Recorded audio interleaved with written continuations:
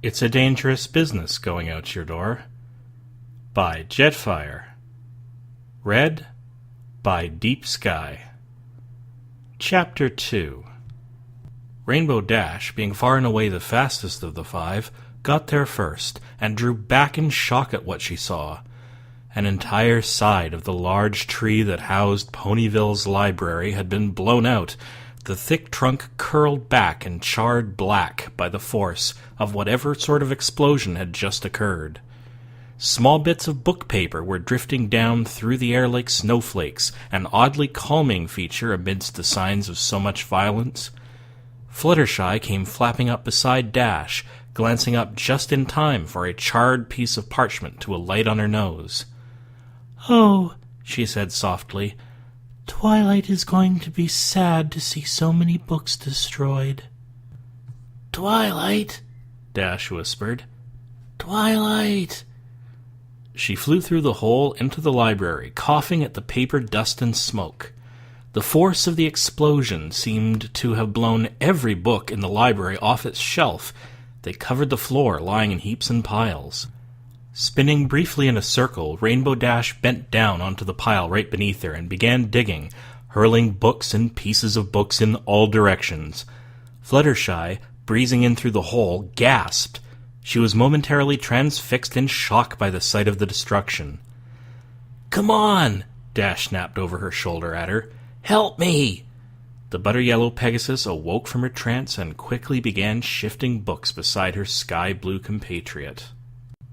Meanwhile, the three landlocked ponies were running through the town square at top speed. Even Pinkie Pie had forgone her usual hopping gait. A blur of yellow and bright red came streaking perpendicular to their advance before pulling alongside Applejack, who was leading the way. "Applejack, what happened? What's wrong?" Applebloom asked, panting from the exertion of keeping up with the bigger, longer-legged ponies. "There's been an accident. We think Twilight might be hurt," Applejack told her younger sister, barely sparing a glance down at her before turning her head back to the front. They were almost at the library, and sure enough, it was smoking and wounded from obvious damage. The four ponies skidded to a halt, catching their breaths in the middle of the town square. Rarity stepped forward and lifted her head. "This damage all came from magic. I can feel it. Oh dear, this is terrible." Applejack led the rest of the way through the door and into the chaos of the ruined library.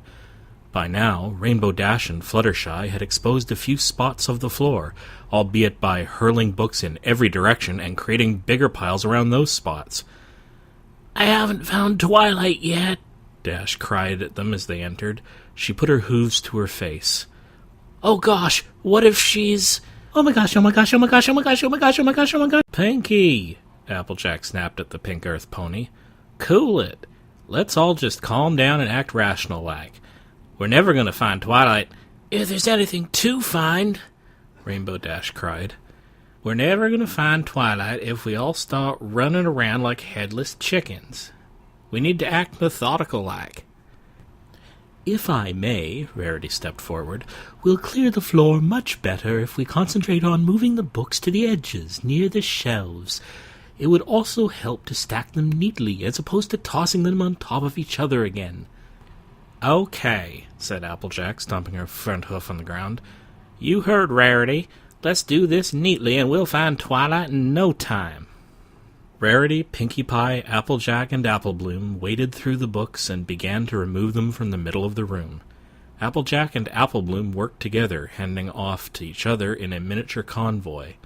Pinkie Pie could take several books at a time due to her freakish skill at balancing on her back legs.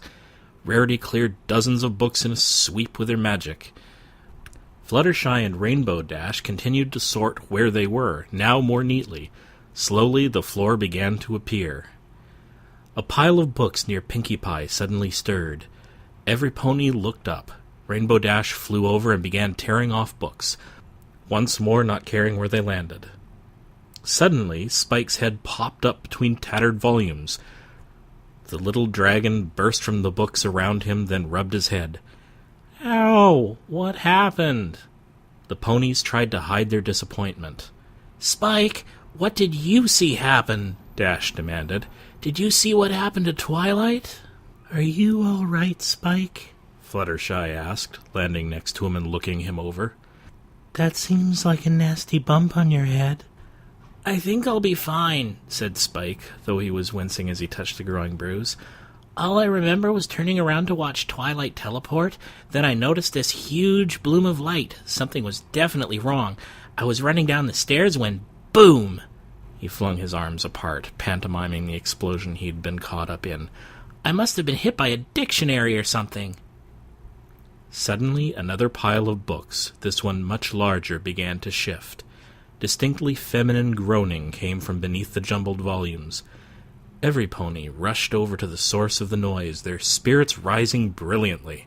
Finally, to their great relief, Twilight rose to her feet amidst the books, trembling a little but looking no worse for wear at first glance. The 6 other ponies rushed to her, jostling with each other to be the first to nuzzle her close. "You're okay," Rainbow Dash cried, wrapping her front hooves around Twilight's neck. This is awesome. You gave us quite a scare, Sugar Cube, said Applejack. Do you feel all right? Fluttershy asked. Girls, I'm fine, said Twilight, backing away to get some space. I'm a little shook up, but I feel okay. What happened? Pinkie Pie asked. We saw a huge explosion. I was trying to teleport back to the park, said Twilight. She began to shake out her legs one by one, making sure nothing felt wrong. Then I felt this huge surge of energy. The lubricant. Come again? Rarity asked. I came back here to get some teleportation lubricant. I wanted to get it for you, Rarity, to help you with your teleportation practice. I guess... She thought again. I unscrewed it to smell it to see if it was still good. I guess I forgot to put the top on all the way before I teleported. Teleportation lubricant is a powerful conductor of magical energy, especially the specific energy used for jumping through space. I guess my teleporting energy carried through into the tube. There must have been an enormous magical energy charge. Her eyes widened. Wow! In hindsight, I'm really lucky to still be in one piece. It sounds scary, said Apple Bloom. Don't worry, I'm all right, Apple Bloom. All the same, it sounds like a very near thing, Rarity pointed out. Twilight, dearest, you needn't have bothered on my account. I told you I've got no use for teleporting. But I wanted to do it, Rarity. You're my friend, and I wanted to help. She smiled. But I guess I should have been more careful. Then she looked around the library for the first time, taking in the extent of the damage. Yikes! It's going to take a lot of work to clean up this mess. Well, the important thing is that you're all right, Rarity said. We can worry about the mess after the Plow Ponies' Day festivities are done. No sense interrupting our day off. Now, come on, we can probably still get back in time for the— Oh my goodness! What? What's wrong? Twilight asked. Rarity had backed away in shock, her eyes fixed on Twilight's head. Rarity's face was severe. She glanced around the library, her eyes settling on a mirror hanging from the wall. She used her magic to pick it up and float it in front of Twilight. Well, darling, see for yourself. Twilight scrutinized her reflection. Everything looked normal. Her face wasn't cut or bruised. Her eyes weren't bloodshot. Her horn— "Ah!" she cried. The tip of her horn was black. "Let me see that!" she yelled, using her magic to take control of the mirror herself. She motioned it closer to her face. Ow! A sharp pain shot up her horn, making her wince away from the others. She cut off her magic and the mirror dropped to the ground and shattered. Twilight, what's wrong? Apple Bloom said, looking up at her. I thought you said you were fine. I thought I was, but my horn, it hurts, Twilight said, and the tip of it is black. The little pony's eyes widened as she stared at the tip of the lavender unicorn's horn. What's wrong with your horn? Twilight tried to put on a reassuring expression, but she couldn't keep the fear from creeping over her face. I don't know, Apple Bloom turned tail and ran out the door. "Apple Bloom!" Applejack called after her, running to the door and yelling through the square. "Apple Bloom, get back here!" "She's probably just scared," said Twilight. "Well, shouldn't she be?" said Fluttershy, now sounding quite scared herself. "You have no idea what's wrong with your horn, Twilight?" Twilight shook her head. "No, I've never seen anything like this before." She wasn't being quite honest. She had a small idea of what could be wrong with her horn, but she saw no reason to alarm any of her friends just yet. "Or to start panicking myself," she thought. "It could just be a bruise." Even though horns were hard and didn't bruise. "But I'll bet it's in one of these books around here. If we could just clean the library up, organize all the books, and sort out the ones about illnesses and diseases, I'm sure we could find at least one book that'll tell us what we need to know." She swung her head back around to the mess spreading before her. "Now, you've already started piling the books around the edges, but we have to go through and pick out all the medical and magical books and separate them out. Then we have to put the rest of the books together." Ow! She winced. She'd begun to lift some of the books off the floor with her magic, but another sharp pain in her horn had caused her to break off the spell and drop them again. "Darling, don't strain yourself," Rarity said. "Whatever's happened to you is clearly being made worse when you use your magic. You just sit back and take it easy. We'll handle the cleanup." "I agree with Rarity," said Applejack. "No need to make whatever's wrong with you worse." "Well," Twilight hesitated. "Okay." "Right then," said Rarity, looking about at the other ponies. "Let's organize ourselves. Applejack, you go to that section." She looked toward her left. "And Pinkie Pie, you go with her. The two of you can work together. Rainbow Dash, you and Fluttershy go straight ahead. The two of you will also work together. I'll move to the right. My magic can do the work of 2 ponies. Now, chop chop, let's hurry." She clopped her hooves together. She turned back to Twilight, a sympathetic look on her face. "Twilight, don't worry your head about any of this. We'll clean up this mess and find out what's wrong with you in a jiffy." "Can I help you, Rarity?"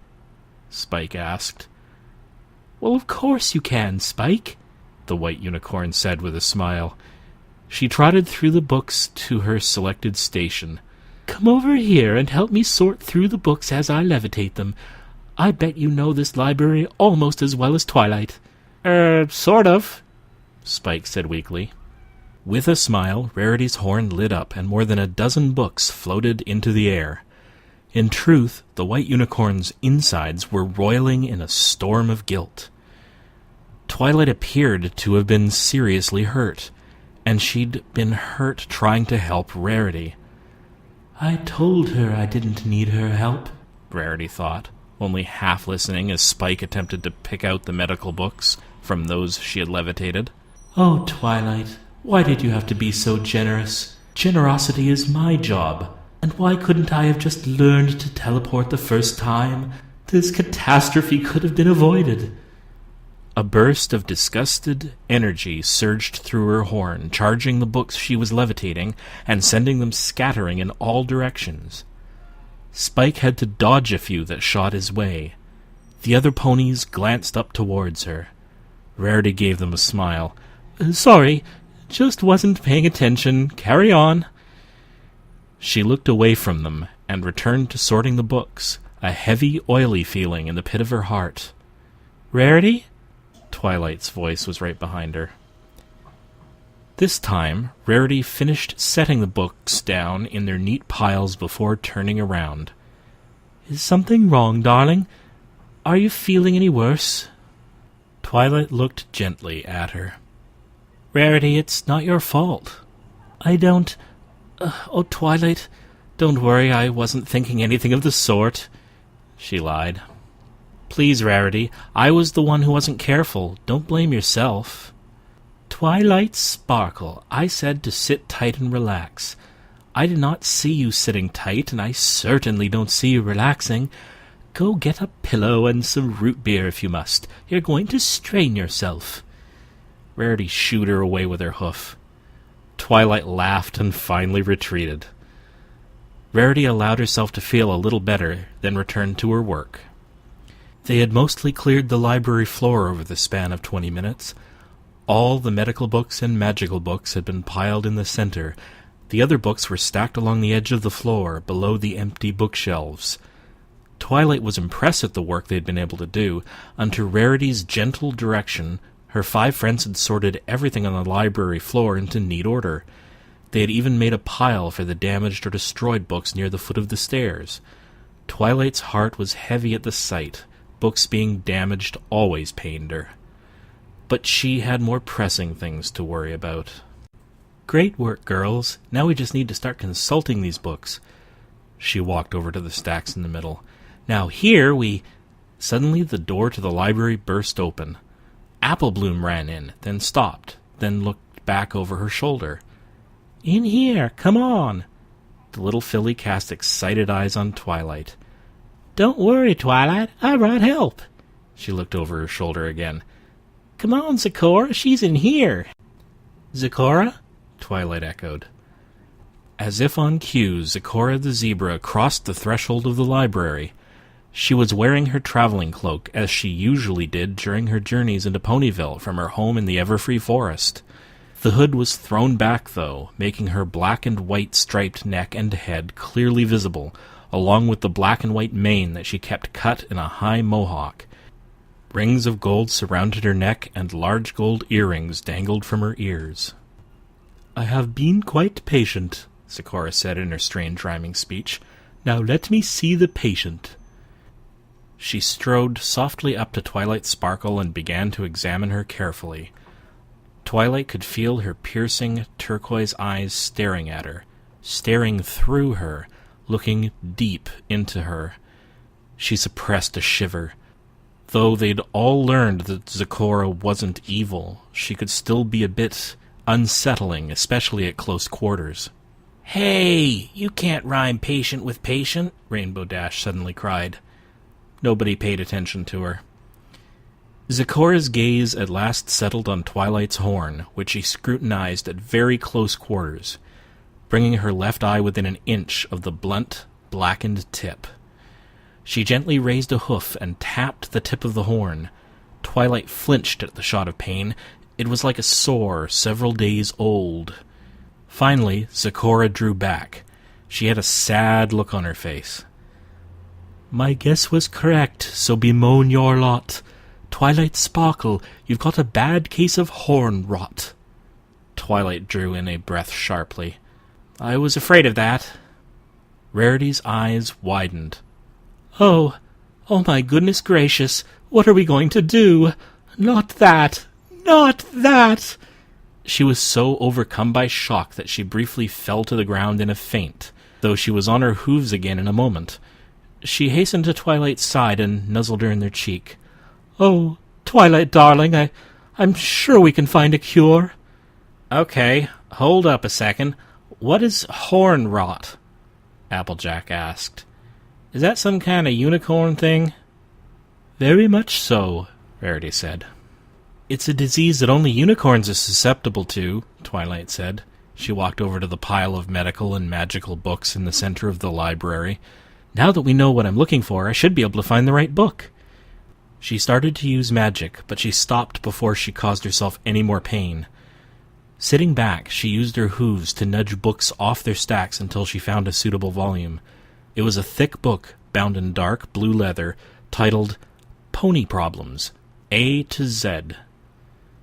Placing it on the ground, she nudged it open with her left hoof and began flipping through the pages, coming to the first third of the book, then finding the H section. Several dozen pages of flipping brought her to the entry she sought. "Rarity, could you please levitate this so every pony can see it?" With a nod, Rarity's horn shimmered, causing the dark blue book to float into the air.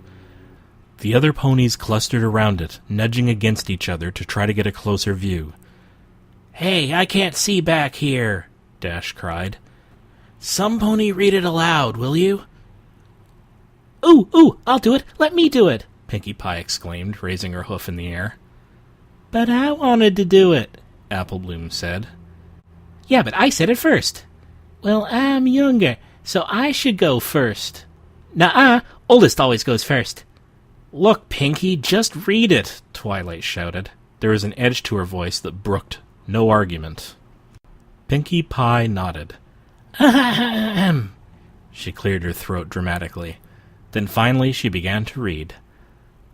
Hornrot, also known as unicorn's blight, is an affliction that befalls unicorns, either through exposure to strange magics or through the improper application of their own magical power. It occurs specifically when the magical circuit that runs down the unicorn's spine is overwhelmed with an influx of etheric energy of such intensity that the cells through which the circuit runs begin to burst and die.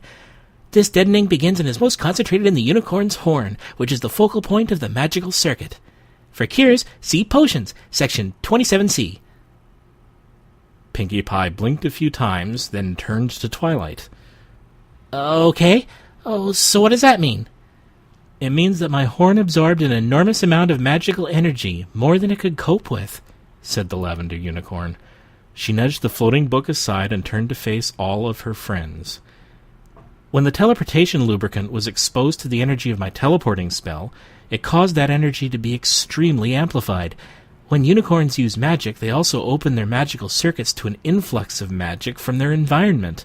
It's part of the give and take of magic.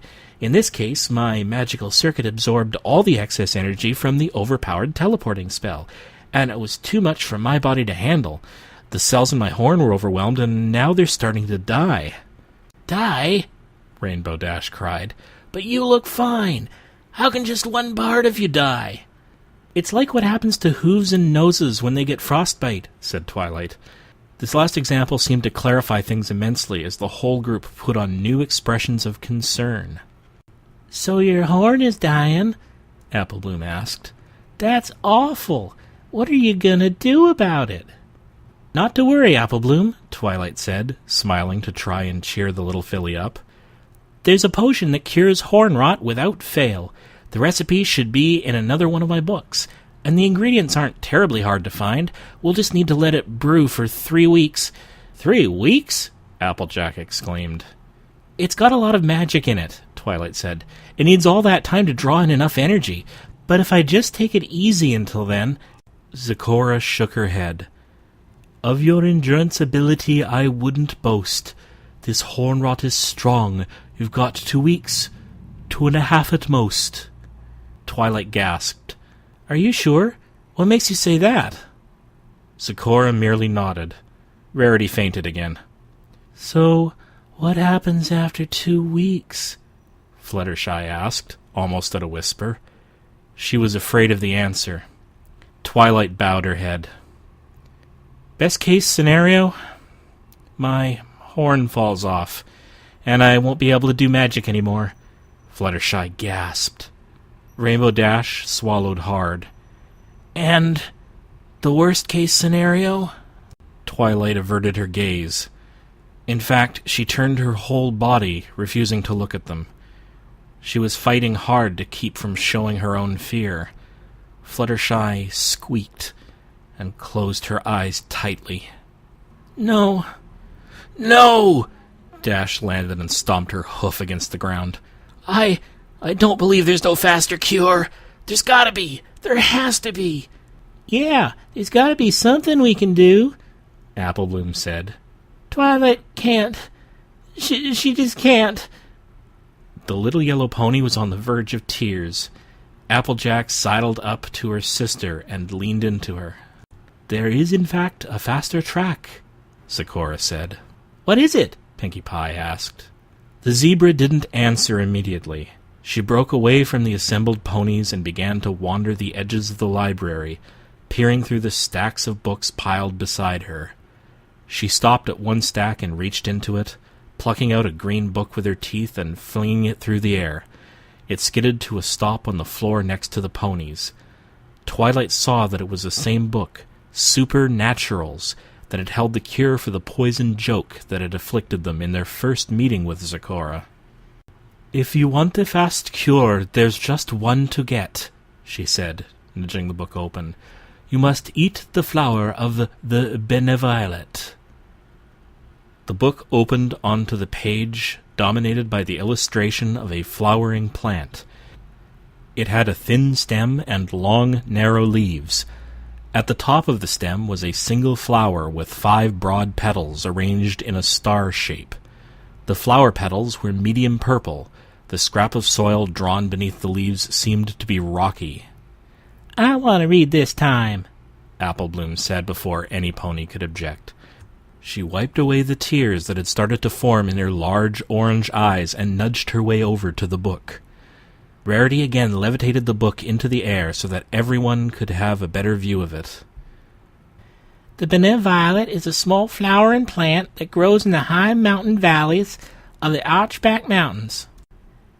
It belongs to the very small family of magivascular plants, or plants whose special roots allow them to absorb magical energy, as well as water from the surrounding environment. The Archback Mountains, that are the benevolent's only habitat, run along what is thought to be a strong ley line, infusing the soil with enormous magical power, which the plants absorb. This energy is collected in their 5-pointed flowers, where it mixes with the plant's chemical defenses against parasites. These 2 factors combine to make the benevolent a powerful healing plant, able to cure many illnesses, especially those of a degenerative magical nature." Apple Bloom finished the entry in much higher spirits than she had begun it. She turned to Zecora. "So if Twilight eats this flower, it'll cure her horn rot?" "A benevolent is powerful stuff. Just 1 flower, 1 time will be enough." "Hooray!" Apple Bloom exclaimed, jumping for joy. "Now we just gotta go get it." Rainbow Dash's face grew doubtful. "That might be a problem." "What problem?" Pinkie Pie said. "It seems open and shut, just like a book." "Well," the Sky Blue Pegasus began slowly, "do any of you ponies know where the Archback Mountains are?" "Do you?" Twilight asked. "They're not far away, are they?" Fluttershy asked. Dash flapped her wings and was airborne again, gliding to the door of the library. "Come with me," she said with a turn towards them. They followed her back through Ponyville, through a small crowd that had gathered around the damaged library. Stares and whispers ran through the assembled ponies as the 6 fillies came out. The gossip intensified when the onlookers saw Zecora. Twilight and her friends were able to pass through them without much shoving, but they picked up a small entourage that followed them to the outskirts of the town. They soon saw where Dash was leading them. At the north entrance to Ponyville, moored by a small, raised platform, was the town balloon. It was decorated with banners and streamers in anticipation of its participation in that night's fireworks display. For now, however, it was empty, and Rainbow Dash ushered her friends towards it. "We're going up. Come on." "Fluttershy, could you fly up on your own with Dash?" Twilight asked. "That way there will be enough room for Zecora and Apple Bloom." "Okay," said the butter-yellow Pegasus softly. The non-flying ponies climbed into the balloon's basket, shut the door, and started the burner. Untying the tether, they rose slowly into the air, flanked on either side by Fluttershy and Rainbow Dash. They followed Dash's lead, going as high as she was going until they were far above Ponyville, chilled by the cold air of the upper altitude. Ponyville was a brilliant patchwork of houses beneath them. To the southwest, they could see the rolling fields and neatly arranged apple trees of the Apple family's farm. Dead west was the dense green curtain of the Everfree Forest, drawn like a blanket over the surrounding terrain. The forest stretched for miles and miles until it ran against the base of a long range of mountains, spiking higher and higher into the sky as they stretched away to the north and the south. "Okay," Dash said. "We're high enough. You'll be able to see them from here." "So, wait," Applejack called over to her. "Are those the Archback Mountains?" She pointed a hoof at the mountain range standing in front of them. "Shucks, Rainbow, that'll be an easy trip. I don't know why you—" "No!" Dash said. "Those are the Drakenridge Mountains." She pointed her hoof in front of her, angled upward. "Those are the Archback Mountains." The ponies assembled in the balloon tried to follow her hoof. She was pointing slightly up, past the mountains that took up so much of their view. Twilight increased the heat of the burner, causing the balloon to go slightly higher. They rose up, and there, past the Drakenridge Mountains, they could see them. Barely see them. They were a ragged haze far in the distance, a purple shadow at the farthest range of sight. A long line of mountains stretched away almost parallel to the Drakenridge Mountains. "Those are the Archback Mountains," Rarity exclaimed. "Yep," said Rainbow Dash. "That's outside the borders of Equestria," said Twilight. "Yep," said Rainbow Dash.